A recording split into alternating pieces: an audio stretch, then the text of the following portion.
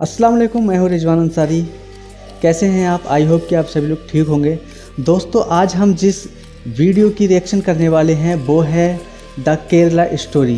दोस्तों, ये film internet पर बहुत ही ज़्यादा चर्चा में है, बहुत ही ज़्यादा वायरल है और इस पर काफ़ी ज़्यादा झूठे आरोप भी हैं। तो दोस्तों, आइए इस वीडियो में हम देखेंगे कि क्या केरला स्टोरी सच है या फिर इसमें कितना झूठ है। तो चलिए वीडियो को स्टार्ट करते हैं। पिछले 24 घंटों में द केरला स्टोरी के बारे में बहुत मूवी रिव्यूज आए। एनडीटीवी ने कहा क्रिंज वर्दी, स्क्रोल ने कहा इस्लामोफोबिक, इंडिया टुडे ने कहा bad direction worse writing, Indian Express ने कहा पुअरली एक्टेड रेंट और द प्रिंट ने कहा कॉमिकली एग्जैजरेटेड प्रोपेगेंडा। देखिए, मैं ये नहीं कह रहा हूं कि ये सारे रिव्यूज गलत हैं, लेकिन एक टाइम था जब इन फिल्म रिव्यूज के कोई मायने होते थे, इनकी कोई वैल्यू होती थी। ये रिव्यूज फिल्म का मेक और ब्रेक करते थे। लोग भी इन रिव्यूज को ध्यान से पढ़ते थे। फिर acting, action, direction, story line, cinematography, अच्छा कम से कम गानों पर पिक्चर को आंकते थे। लेकिन आजकल ये चीजें नहीं देखी जाती हैं। न्यू इंडिया की ऑडियंस अब अलग हो चुकी है। उन्हें कुछ और चाहिए। ड्रग दो, ड्रग दो, ड्रग दो, ड्रग दो, ड्रग दो, मुझे ड्रग दो। एक तरीके से ये जो चाहिए इसे एक ड्रग ही समझ लीजिए। और ये नया पार्टी वाला ड्रग कौन सा ड्रग है, कैसे लोगों को पहुंचाया जाए, डिलीवरी मैकेनिज्म क्या है, ये बातें डायरेक्टर सुदीप्तो सेन और केरला स्टोरी में 30 करोड़ रुपए लगाने वाले प्रोड्यूसर्स ने अच्छी तरीके से समझा है। वैसे इसमें कोई ज्यादा रॉकेट साइंस वाली भी बात नहीं है, मैंने इतना भी क्रेडिट नहीं देना चाहिए। अरे जो चीज इतने सालों से न्यूज चैनल वाले करते आए हैं रोज रात को 9 बजे, वही काम पिक्चर वाले क्यों नहीं कर सकते? बॉलीवुड वाले क्यों नहीं कर सकते? मूवी वाले क्यों नहीं बन सकते? अरे भैया, ये एंकर को देखो ना, इतने करोड़ रुपए छाप लिए हैं, मिनी सेलिब्रिटीज बन गए, गवर्नमेंट और लोगों का प्यार मिला, तो मूवी वालों ने सोचा हम क्यों नहीं कर सकते यही चीज? धर्मांतरण, धर्म परिवर्तन, धर्मांतरण वाले जिहादी हैं। मकसद मुस्लिम आबादी बढ़ाना। If there is one culprit in India responsible, Tablighi Jamaat ने धर्म के नाम पर यही सब कुछ किया है। क्या ये मजाक है? धर्म विशेष के लिए एंटी इस्लामोफोबिया डे। आखिर हिजाब महिलाओं का मुद्दा है या जिहादियों का? एक सॉफ्ट जिहाद है और एक हार्ड जिहाद है। द केरला स्टोरी की स्टोरी लाइन, अगर स्टोरी लाइन है तो वो वहां से शुरू होती है जहां न्यूज चैनल और व्हाट्सएप यूनिवर्सिटी ने आज हमें जहां लाकर खड़ा कर दिया है। लैंड जिहाद, यूपीएससी जिहाद, कोरोना जिहाद, पॉपुलेशन जिहाद से अगर आपका मन ना भरा हो, या आपको हर रात 9 बजे प्राइम टाइम न्यूज की तलब हो रही होती हो, या फिर अर्नब, सुधीर, अमीश, अमन के मुंह से निकला हर शब्द आपको मोती जैसे लगते हो, या फिर व्हाट्सएप पर बहुत जल्द होने वाले गज़वाए हिंद की वजह से आपको रात को नींद नहीं आती हो, तो आपको केरला स्टोरी बहुत पसंद आएगी। और दुनिया की कोई ताकत नहीं है जो आपको इस पिक्चर को देखने से रोक सकती है। कोई माइका लाल नहीं है। और अगर आप व्हाट्सएप यूनिवर्सिटी ग्रेजुएट हो तो पिक्चर खत्म होते होते आपके मुंह से बीएमकेजे और पीकेएमकेबी के नारे भी लग ही जाएंगे। ये बात की गारंटी मैं देता हूं। यहां देशभक्त पर ना नारे लगाए तो पैसे वापस। इनफैक्ट इसी वजह से इतने सारे खराब रिव्यूज होने के बावजूद, कोर्ट में 32,000 डिसअपीयर्ड गर्ल्स का फ्रॉड सामने आने के बावजूद इस पिक्चर की बम्पर ओपनिंग हुई है और सुपर हिट भी यह पिक्चर बन सकती है बहुत जल्द। तो अगर इतना सब कुछ चंगा है, फिर देशभक्त को क्या तकलीफ है भाई? क्या तकलीफ है इनको? तकलीफ बस इसी बात की है कि यह मूवी अपने आप को सच बताने पर तुला हुआ है, बार बार यही बोलता है। अगर केरला स्टोरी अपने आप को एक वर्क ऑफ फिक्शन बताती, loosely inspired by real life events बोल देती, तब मैं भी खुशी खुशी ये पिक्चर देखता है एडिटर के साथ है, हम भी बैठ बैठ के पॉपकॉर्न खाते, तालियां बजाते। अरे भाई, क्रिएटिव लाइसेंस नाम की कोई चीज होती है, फिक्शन भी उसका हम पूरा आदर करते हैं, लेकिन यहां क्रिएटिव लाइसेंस के नाम पर कम्युनल हार्मनी की मदर सिस्टर करने की कोशिश की गई है। मेरे जैसे 32,000 गर्ल्स कन्वर्ट होके सीरिया और यमन के रेगिस्तान में दफन हो चुकी है। 5 महीने पहले इस पिक्चर का टीजर आया। क्लेम यह था कि 32,000 लड़कियां केरला से गायब, सीरिया और यमन के रेगिस्तान में उनको दफन कर दिया गया है। हमने तब भी एपिसोड बनाया, नहीं अरे माना, Who said facts are facts? लेकिन तब भी 32,000 थोड़ा ज्यादा नहीं हो गया? अब डायरेक्टर सुदीप्तो सेन ने उस समय कहा था कि मेरे पास सबूत है, मैंने रिसर्च किया है। मैंने भी सोचा बंगाली आदमी है, डायरेक्टर है, कुछ पढ़ाई लिखाई तो जरूर की होगी, क्योंकि आफ्टर ऑल अगर यह आंकड़ा कहीं आसपास भी सच निकला तो शायद मोदी सरकार के लिए सबसे बड़ा धक्का तो यही होगा। हमारे देश से, एक स्टेट से सीरिया के लिए, आईसिस के लिए इतने सारे ताबड़तोड़ लोग भाग गए और सरकार एकदम चुप। ना उसको खबर है, ना उसको एडमिशन है। माने नीरव मोदी, विजय माल्या, मेहुल चौकसी की तरह 32,000 विमेन गायब। लेकिन द केरला स्टोरी के मेकर्स का खेल तो देखो। मार्केटिंग में नाइकी और एडिडास भी ना सीखेंगे, पानी पिएंगे उनके सामने। पिक्चर के रिलीज होते होते, माने मेन ट्रेलर आते आते ये 32,000 का आंकड़ा गायब। इनफैक्ट फ्राइडे को जब पिक्चर का first day first show release हो रहा था, उसके दौरान केरला स्टोरी के प्रोड्यूसर्स ने कोर्ट में बोला, अच्छा ठीक है, ये 32,000 वाला क्लेम जो है हम ये ट्रेलर से हटा देते हैं। इनफैक्ट इस पूरे 2 घंटे 18 मिनट के पिक्चर को देखने के बाद 32,000 का आंकड़ा सिर्फ एक बार मेंशन होता है in passing as a claim. कोई फैक्ट्स नहीं दिए जाते हैं, कोई डेटा नहीं दिया जाता, कोई प्रूफ नहीं दिया जाता है। लेकिन न्यूज चैनल भी, याद रखिए, ऐसी अफवाहें, ऐसी चाल तो रोज खेलते हैं। अब कभी गलती से अगर पकड़े भी गए तो सॉरी बोल देते हैं। वैसा ही काम इस पिक्चर ने किया, कोर्ट के सामने बोल दिया, अच्छा ठीक है, अगर इतना ही प्रेशर कर रहे हो, हम ये 32,000 वाला आंकड़ा हटा देते प्रोमो से। लेकिन पब्लिसिटी तो हो गई, पिक्चर तो टेक ऑफ कर गया, हुआ ना मास्टर स्ट्रोक मित्रों। अब इससे पहले कि आप मुझसे बोलो कि अच्छा हमको सिखा दिया है, 32,000 नहीं तो सही आंकड़ा बताओ, कितने लोगों ने आईसीएस ज्वाइन किया, ऐसे ही थोड़ी ना पिक्चर बना दी गई।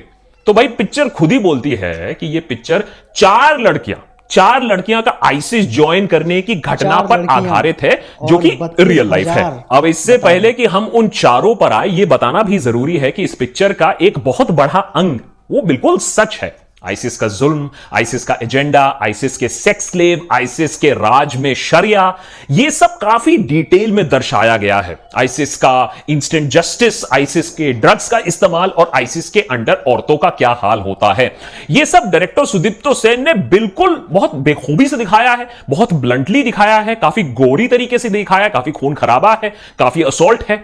इतने डिटेल में आईसिस के बारे में शायद आज तक अर्नब, सुधीर, अमीश या अमन ने कभी शो नहीं किया होगा। आपको आईसिस और उसके करतूतों से तो काफी घिन, काफी नफरत मच जाएगी जब तक यह पिक्चर खत्म होगी।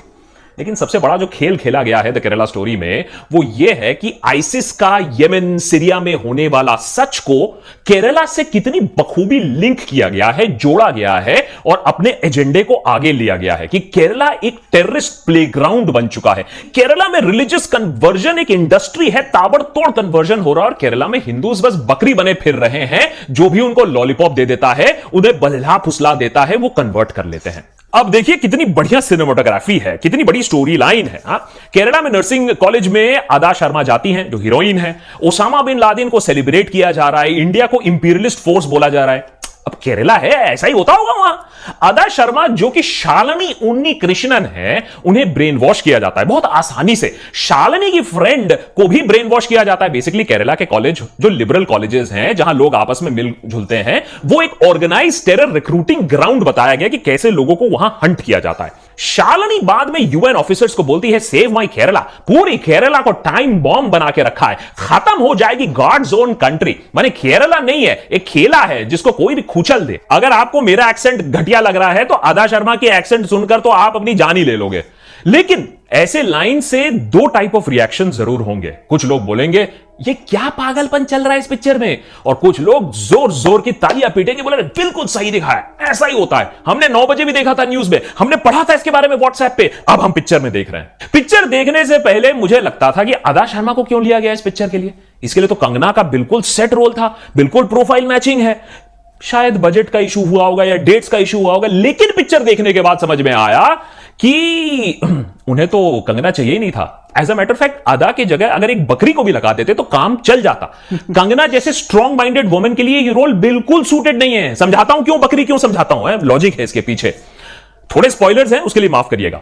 शालिनी जाती है नर्सिंग कॉलेज, वहां शालिनी और उसके 2 और फ्रेंड्स को आसिफा नाम की एक स्टूडेंट, जो कि बाय द वे एक जिहादी रिक्रूटर है, वो उसे इन्फ्लुएंस करती है। शालिनी को इस्लाम के बारे में बताया जाता है, शालिनी इस्लाम के बारे में और भी जानना चाहती है। शालिनी और उसके फ्रेंड्स को ईव टीज जानबूझ के किया जाता है, जिसकी वजह से फिर आसिफा के कहने से वो हिजाब पहनना शुरू कर देते हैं। हिजाब पहन के वो अपने आप को सेफ फील करते हैं। लेकिन शालिनी अपने मुस्लिम बॉयफ्रेंड के साथ सेफ सेक्स नहीं करती है और प्रेग्नेंट हो जाती है। बॉयफ्रेंड शादी से मना कर देता है अनलेस शालिनी कन्वर्ट्स इनटू इस्लाम।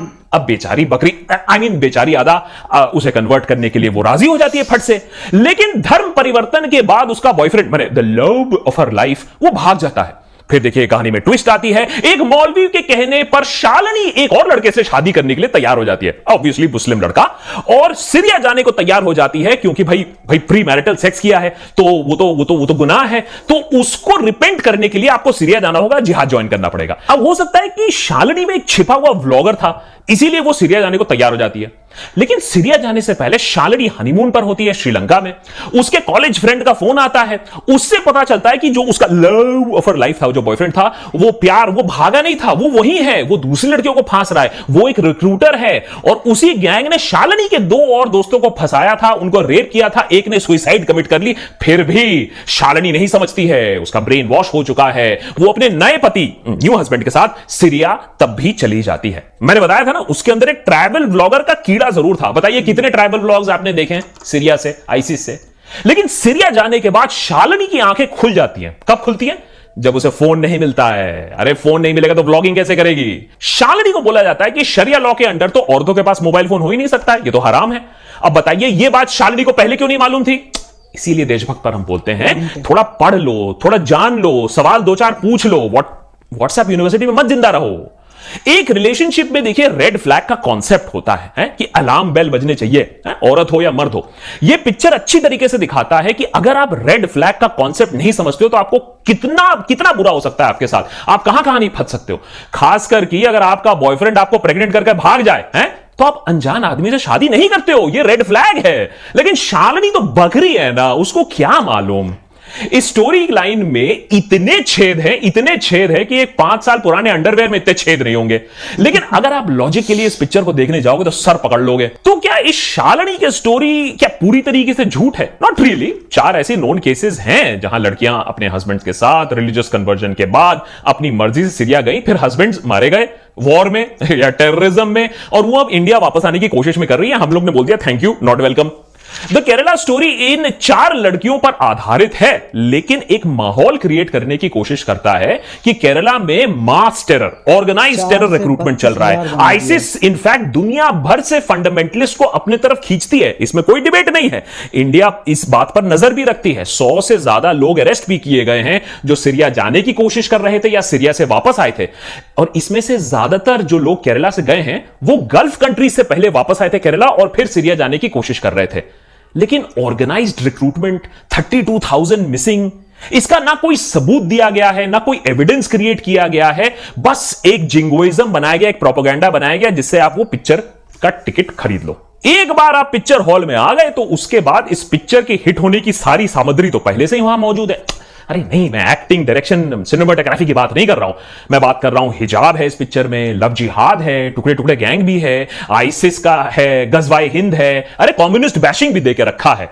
और आजकल के न्यूज चैनल की तरह द केरला स्टोरी को बात छिपाने में कोई इंटरेस्ट नहीं है। उसका एजेंडा क्या है, वो आपसे क्या कहना चाहती है, बिल्कुल साफ साफ शब्दों में कहा जाता है। ये सारी चीजें न्यू इंडिया को बातें ना क्लियरली देखने का मन है अब, और ये एकदम क्लियर तरीके से इस्लामोफोबिया को आपके थाली में परोस के देता है। फैक्ट्स गए तेल लेने, लोग तब भी ताली बजाएंगे। लेकिन सबसे बुरी बात जो मुझे इस पिक्चर में लगी वो ये कि आईसिस के घिनौने सच को दिखाने के लिए, और जो कि एकदम सच को दिखाया भी है, इस्लाम में फॉल्ट लाइंस आपको खरीदने हैं, बिल्कुल खरीदिए, वो भी ठीक है। लेकिन द केरला स्टोरी हिंदू धर्म का मजाक बना के रखती है। शालिनी और उसके दोस्तों को इतना भोला दिखाया गया है और इनके सामने बोला जा रहा है, इनके मुंह पर बोला जा रहा है तुम्हारे हिंदू गॉड्स तो हेल्पलेस हैं, तुम्हें क्या हेल्प करेंगे? तुम्हारा एक भगवान तो रासलीला करता है, दूसरा अपनी बीवी को नहीं बचा पाया, तुम्हारी कैसे रक्षा करेगा? हिजाब पहन लो, हिजाब पहनने वालों के साथ रेप नहीं होता है। भाई अगर मुझे या मैं, मेरे ख्याल से किसी को भी अगर मैं जानता हूं उसके साथ कॉलेज में अगर ऐसे कोई बात करेगा तो उसके कॉलेज का लास्ट डे होगा। लेकिन यहां देखो ये सारी चीजें एक्सेप्ट भी की जाती है और शालिनी अपना मुंडी पूरे पिक्चर में इस तरीके से हिलाती भी है। तो अगर कोई और पिक्चर होता, तो कोई और डायरेक्टर होता, तो डेफिनेटली हिंदुओं को लाचार, बेबस, कंफ्यूज दिखाने के लिए अभी तक 50 केस हो चुके होते। लेकिन शायद इस सब के पीछे भी एक वेल थॉट आउट एजेंडा है, ये भी कैलकुलेशन है, क्योंकि the Kerala story extreme reactions provoke करेगी। या तो लोगों को इस पिक्चर से घिन मचेगी, या तो वो पिक्चर जाएंगे, देखेंगे और खूब तालियां बजाएंगे। दोनों केसेस में बात तो होगी, डिबेट होगा, टिकट्स बिकेंगी, प्रोड्यूसर्स मोटा पैसा कमाएंगे। इस पिक्चर के पीछे पॉलिटिक्स भी अब काफी साफ हो चुकी है। सोचो, कर्नाटका में इलेक्शन रैली में द केरला स्टोरी का जिक्र देश के प्रधानमंत्री कर रहे हैं और कांग्रेस को जिम्मेदार ठहरा रहे हैं, टेरर से लिंक कर रहे हैं। केरला में असेंबली इलेक्शंस में भारी हार के बाद बीजेपी सहमी हुई है और केरला स्टोरी एक अच्छा मौका है अपना एजेंडा आगे बढ़ाने का, फिर लोगों के बीच में भी थोड़ा फिशर्स क्रिएट करने का। तो मुझे कोई डाउट नहीं है, मूवी रिव्यूअर्स कुछ भी कह ले, मैं मानता हूं केरला स्टोरी में ना ढेले भर का एक्टिंग है, ना एक्शन है, ना स्टोरी लाइन है। इससे अच्छी प्रोडक्शन वैल्यूज तो मैं आपको यूट्यूब वीडियोस में दिखा दूंगा, लेकिन ये पिक्चर चलेगी क्योंकि ये पिक्चर न्यू इंडिया की इनसिक्योरिटी को पहचानता है, उनके नफरत के प्यास को बुझाता है और आईसिस को केरला के साथ बहुत अच्छी तरीके से जोड़ता है।